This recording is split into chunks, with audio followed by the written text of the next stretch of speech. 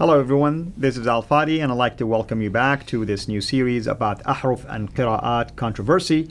And last time we gave you an overview of what this particular video series is going to cover, and Dr. J. Smith did an excellent job as always to walk us through point by point about the issues that we are going to raise throughout this series, not necessarily just in one episode or not necessarily in today's episode, but we don't know yet how long really it's going to take us to unpack all of these points. But today we are going to focus our attention in what we call the presuppositions. Dr. J, as always, thank you so much for being here with us. I want to start by asking this. What is the Islamic presupposition? But before that, what is the presupposition you are bringing with you? Okay, there are two different viewpoints, and they're really two different worlds. And the Islamic presupposition, I would suggest, is not just the Islamic presupposition, it's the only presupposition that's out there.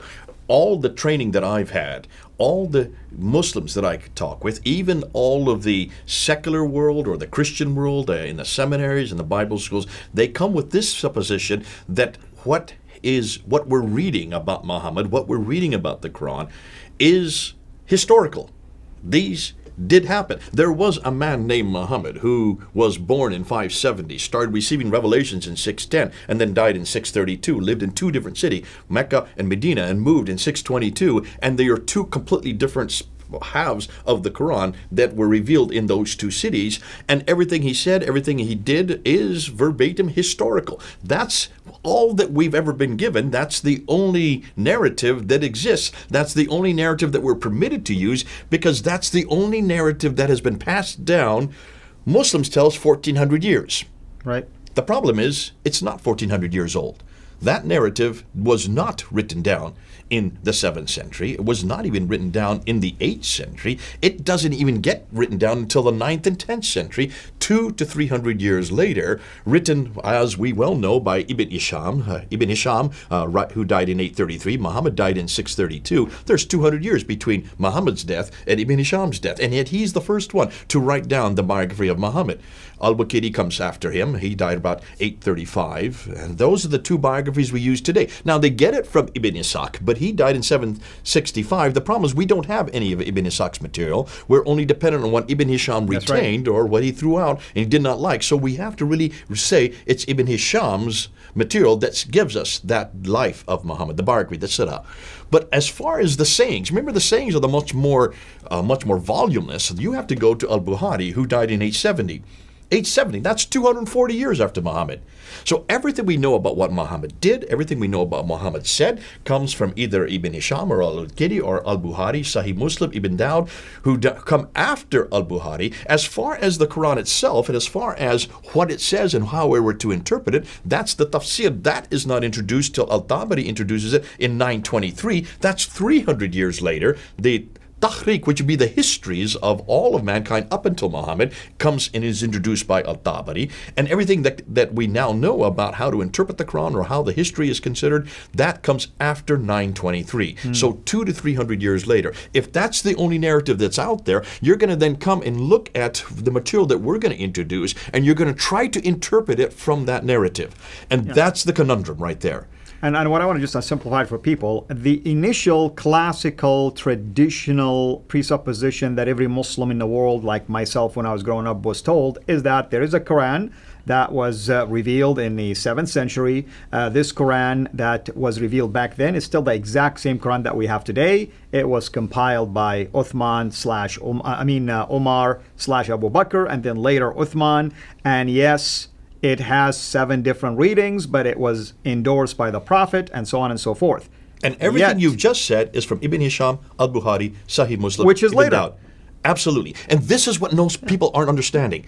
Can you imagine, as Christians, if we were to suggest that everything we know about Jesus Christ, what he said and what he did would be his biography, would be the Sirah of Jesus. What he said would be the Hadith of Jesus. We know that comes from Matthew, Mark, Luke, and John. Those are the 4 Gospels that gives us his biography and what he did and what he said. Now, can you imagine if we had nothing from the time of Jesus's century, but Matthew, Mark, Luke, and John did not even appear till 200 years after. Right. Matthew, Mark, and Luke, and John were from the 3rd century. not from the 1st century. Yeah. How would we defend him? And how could we say that we knew exactly what Jesus did or what he said if everything that we're dependent on came from 200 to 300 years later? Remember, the synoptic gospel, synoptic means eye, with eye. These are done with the eye, Coptic.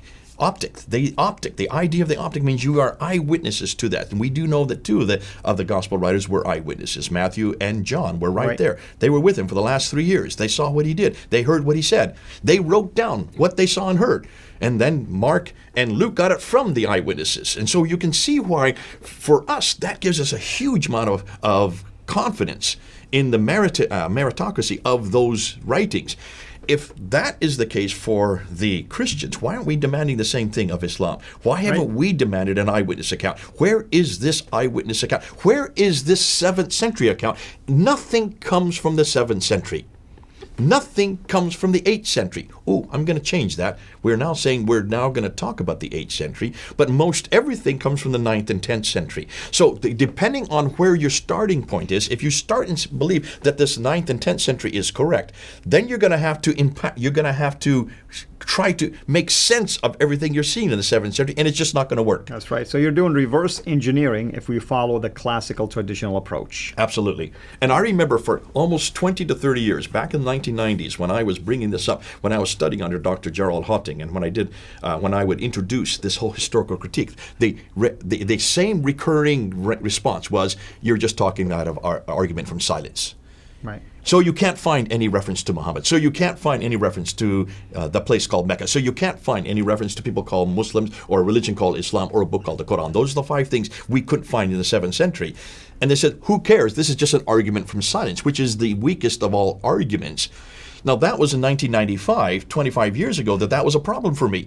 And it wasn't until really the last few, probably 2 to 3 years, where you had Dan Gibson, start coming up with all these qiblas that were not facing Mecca, and that all the qiblas were facing Petra up until 706, and that the first qibla that even begins to face Mecca is not till 727, and Muhammad died in 632, and the qibla was canonized in 625, 624, 625. So you're talking about 100 years after the canonization of the qibla, the first mosque is facing Mecca. Suddenly the world woke up and said, hold on a minute, the evidence from the 7th century does not support what we're seeing in the 9th and 10th century. And that was the first time that someone like Dan Gibson could say, we're not arguing from silence anymore. You're arguing from silence.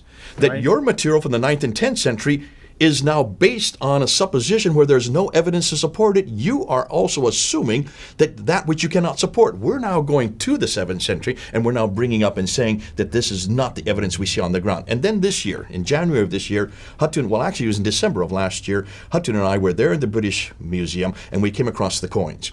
And we looked and we saw a coin that was supposedly with the Shahada on it that was attributed to Muawiyah in 661. And we said, hold on a minute, you can't have the Shahada in 661. That's only introduced by Abdul Malik in 692.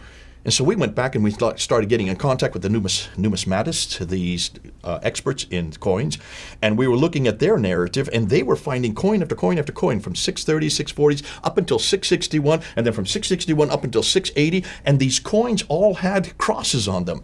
Yet they were all Arab, and they were from the same area. Right. Where Muhammad should have lived, and where Abu Bakr should have lived, and Umar should have lived, and Uthman should have lived, and also Ali, the 4 rightly guided caliphs. And yet they couldn't find any reference to these 4 caliphs on any of the coins. And all the coins that were in the Western Hemisphere around the Mediterranean had crosses on them. And all the coins that were in the Eastern Hemisphere from the Sassanid area all had Zoroastrian fire altars, which means these Arabs here were Zoroastrian, and these Arabs here were Christians. Right. There was nothing Islamic on these coins. That's evidence, because coins they don't deteriorate, they don't disintegrate.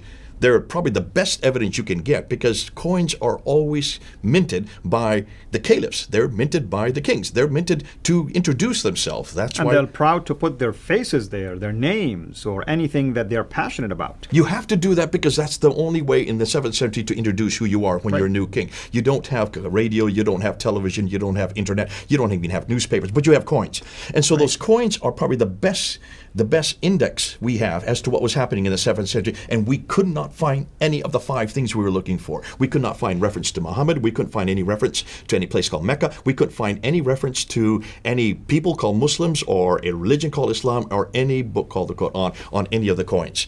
That's why we turned around and said, hold on a minute, we've got the evidence now. Muslims, you're still talking from your presuppositional base, which is based on these traditions from 9th and 10th century, redacted back onto the 7th century, yet here we're looking at coins that don't support anything you're saying. Now who's arguing from silence? Right. You are arguing from silence. No longer are we arguing from silence. Now we're going to come to the Qira'at, because the Qira'at has absolute importance if you put it on a timeline. You're going to see why this is important. So far, everything we're going to hear about these ahruf and these Qira'at, about how the Quran was put together, is from the 9th and 10th century traditions. And I'm going to keep reminding you, I'm going to keep reminding the audience, you people who are watching, I'm going to keep reminding you as well, I don't care about the 9th and 10th century. Don't waste my time for the 9th and 10th century. That's the wrong supposition. You're starting from the wrong starting point. Bring me to the 7th century. Prove what you say. Show me a Quran from the 7th century. Show me these 7 Qira'ah from the 7th century. These ones that were introduced by Jibril. I'm going to keep coming back to that supposition because my presupposition is I want history to tell me. I don't want to have the traditions tell me what I'm to believe. And what you're saying is, as a detective, let's say, follow the evidence and do a forensic search and start from when the event supposedly happened. Absolutely. I mean, if there's a crime, folks, and I don't mean anything by mentioning the word crime here, but let's say there is a crime, you don't expect detectives to come back to you and say, well, 30 years later, we discover this that proves to us now that this happened earlier and this is why. No court will accept these kind of things. They'll say, well, you found it 30 years later, and it doesn't even come close to approving what was taking place at that time. When you find evidence at that crime scene, that's what would be accepted, or evidence around the crime scene at the same time, it will be accepted. That's what Jay is talking about. Imagine we come to you as a Muslim and say, I can prove to you Jesus existed because so-and-so who existed 300 years after the time of Jesus told me that Jesus lived. You're not going to accept my argument. You're going to laugh at me. You're already laughing at me when I tell you about Jesus and all the internal and external evidence that exists because you feel like, oh, it's still not exactly at the time of Jesus, when in fact we can prove that. Now put yourself in our position.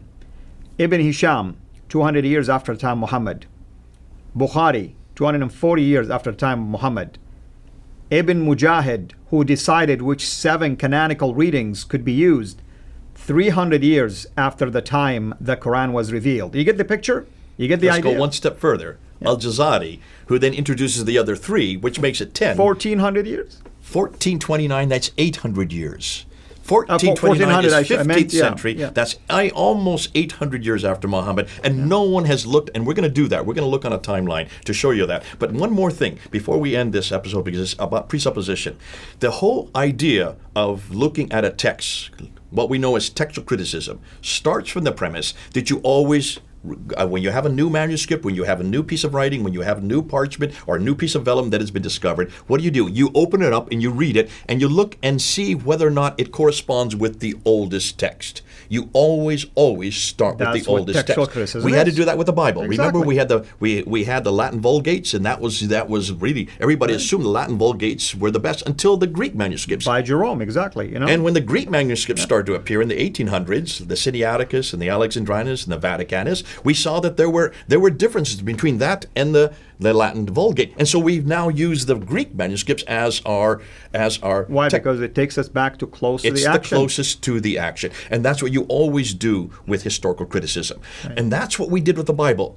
That has not been done with the Quran, and we're going to show you how hopeless a canonical process was used. That's yet to come. We're going to show you that nobody yet today has done what they've done with the Quran, what we have done with the Bible, and that's one reason it's almost laughable when you see how these Qurans that we're going to see, that you see right here on the wait till you see how they were chosen.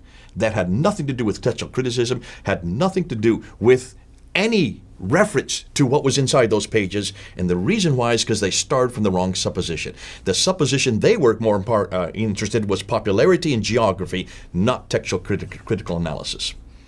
We'll deal with that when it's time for us to discuss this.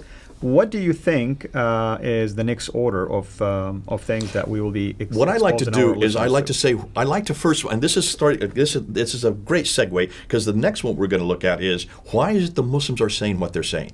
Why is it they have to say what they're saying? And the reason why, we're going to wait till the next episode to show you why. Wonderful. Thank you as always. Thank you everyone for being here with us. Until next time, have a blessed day. Thank you for watching this video. Be sure to like and subscribe to our channel Qira'at International. Also click on the bell so that you can receive notifications whenever we publish a new video or we go live. And I would like to appeal to you to consider becoming a Patreon patron by clicking on the link right below, and that way you can give towards the production of these videos. There are also other options for you on how you can give to our channel. So thank you from the bottom of my heart.